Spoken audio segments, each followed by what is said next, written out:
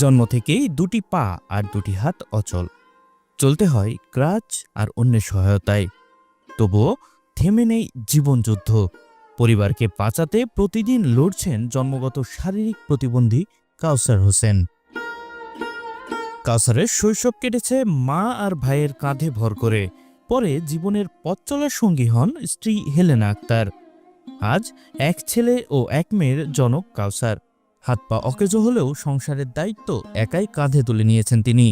নানাভাবে ভ্যানে উঠে বিভিন্ন পানির প্রকল্প থেকে পানি কিনে বিক্রি করেন। এভাবেই চলে তার সংসার। আমার জীবনে কষ্ট জন্ম থেকে ছোটোবেলা থেকে ছোটোবেলা থেকে হাত পায়ে সমস্যা, আমার হাত পা সব বাঁকা। আমার এই যে হাত পা দেখেন এই সব বাঁকা। আবার আল্লাহর রহমতে 2-3 মাস অসুস্থ ঘর পড়েছে, 5-6টা বাসা। আমার জন্য আমার ছোটো ভাই অনেক কষ্ট করছে। আমার মা আমার জন্য অনেক পরিশ্রম। ছোটো ভাই অন্য কোনো মা হলে আশা করি যে এত কষ্ট করতে না। 18 বছরের সময় বয়স, সে সময় আমার মা আমার কোলে নিয়ে বাথরুমে যায়।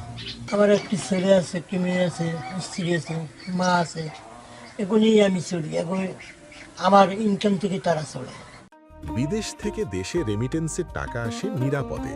তাই আজই আপনার আপনজনকে বলে রাখুন, রেমিটেন্সের টাকা যেন শুধু নগদেই পাঠায়। মানুষের ভালোবাসা আর অল্প আয়ের উপর ভর করেই চলে কাউসারের জীবন। সম্প্রতি শ্বাসকষ্ট সহ নানা রোগে আক্রান্ত হওয়ায় আগের মতো কাজ করতে পারছেন না তিনি। এতে আরও অনিশ্চিত হয়ে পড়েছে পরিবারের ভবিষ্যৎ। রাত 10টা, 11টা, 12টার সময় আসি, ভ্যান গাড়ি চালাই যায়। পানি বেঁচে 12টার সময় আসি, সেই আবার সকালবেলা যাই।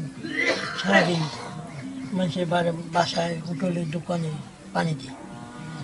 তা আসলে সত্যি কথা কি, মানুষের সাজ না নিয়ে নিজে কর্ম খাই, নিজে একটা বুক খুলে কথা বলতে পারি যে দেখ তোরা পারিস না, আমি পারি। বিভিন্ন সবাই দিয়ে আবেদন দিলাম যে আমার একটা ঘরের দরকার, আমার একটা ঘরে দিচ্ছে। আর কিছুই পাই না, কোনো সরকারি কোনো সাহায্য পাই না। এখন যদি আমার ছেলেটা যদি কোনো সরকারি কোনো কোনো কাজ কাম দিত, তাহলে আমার ছেলেটা একটু চলতে পারলে আমারও একটু সাহায্য করতো। সরকারি সহযোগিতা যদি পাইতো তাহলে আমার পরিবারটা বেঁচে যেত। যদি আমার ছেলেটা, কারণ আমি তো কোনো সরকারি কোনো কাজ কাম করতে পারবো না।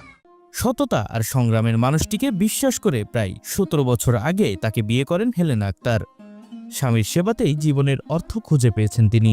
আমিও বাসার বাড়িতে কাজ করতাম, মতন তার লাগে আমার একটা পরিচয় হইতো। সে দেখলাম যে এত খিলিপানের দোকান আসলো, সে সৎ পথে চলে, সে সৎ পথে রোজগার করে। তাই দেখে তারে সে আমার প্রস্তাব পাঠাইছে বিয়ে, তাই আমি তার জন্য রাজি হয়েছি।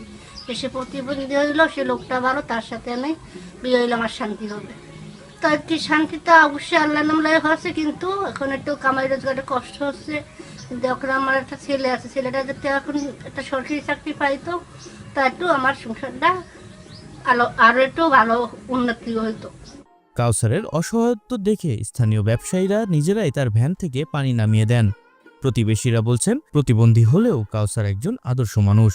একজন প্রতিবন্ধী মানুষ, ও যাতে ভালোভাবে চলতে পারে, ও তো চলতে উঠতে পারে না, উঠতে নামতেও পারে না, গাড়িতে উঠতে খুব কষ্ট হয়, ইয়ে হয়ে যায়। এই জন্য তার কাছে আমরা রাহিদের মানব হিসেবে যাতে ভালোভাবে চলতে পারে, এই জন্য আমরা উঠানো নামানো সব কিছু আমরা করে ওদের কাছে আমরা পানিটা রাখি। অন্য মানুষও আসে, তাদের কাছে আমরা পানি রাখি না, কারণ প্রতিবন্ধী সেই হিসেবে আমরা পানি রাখি। এই উচ্চ গ্রামে থাকে, সে অনেক কষ্ট করে তার ফ্যামিলি চালায়। সে প্রতিবন্ধী মানুষ, কিন্তু সে তার যেভাবে সংসারটা চালাচ্ছে, তার কাছ থেকে আমাদের অনেক কিছু শেখার আছে। আসলে কাউসার যেভাবে পরিশ্রম করে, সে এইভাবে পরিশ্রম থেকে আমার খুব কষ্ট লাগে। তাই হিসেবে আমরা কত ভালো মানুষ হিসেবে হইলেও আমরা চলতে পারি না, কিন্তু কাউসার যেভাবে চলে, তাই সরকারের উচিত তাকে সহযোগিতা করা উচিত। অদম্য সাহস আর ইচ্ছাশক্তিতে থেমে নেয় কাউসারের জীবন। তবে অসুস্থতা বাড়লে পুরো পরিবার পড়বে চরম সংকটে। কাউসারের প্রত্যাশা, সরকার ও বিত্তবানদের সহায়তায় হয়তো কিছুটা হলেও সহজ হবে এই সংগ্রামী জীবনের পথ চলা। Desk report, channel 24।